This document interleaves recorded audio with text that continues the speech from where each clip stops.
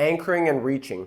Oftentimes with people that are really clenched up and stiff in their movement, or even people that just feel stiff in their bodies, the space between their rib cage and their pelvis is really closed off and compressed, right? So here's my last ribs here. This is where my pelvis starts. Instead of having a bunch of space in between, they're really closed off either on one side or both sides. So anchoring and reaching is a way to create more space between the pelvis and rib cage. The way you do it, and the reason why it's called anchoring and reaching, is that first of all, you're going to anchor your feet into the floor. You're just going to feel the weight of your body, and you're going to use that weight to smush down and relax big footprints into the floor. You're going to imagine your pelvis is a bowl, and that bowl is filled with some kind of, I don't know, lead liquid that weighs 100 pounds, so that your pelvis is really anchored down towards the ground. Not because you're clenching your butt cheeks or anything like that, but just because your pelvis is extremely heavy so that it doesn't move.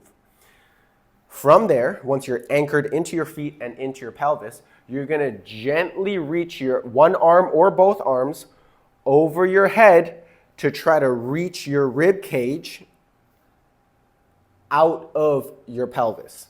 You can reach straight up. You can reach side to side with one arm or both arms. You can reach backwards, diagonally, forwards, in any which direction you want. At the end of the day, you're just trying to take your rib cage, here's your pelvis, and you're trying to take your rib cage and you're trying to lift it off of your pelvis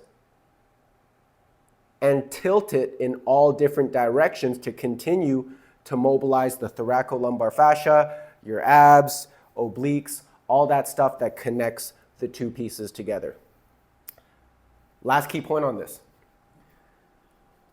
After you've anchored down into your feet and your pelvis, make sure that your pelvis is in kind of a neutral-ish position. There's two ways to do it. They're both equally valid in my opinion. First of all, the first thing you can try is inhale normally and let out a full exhale.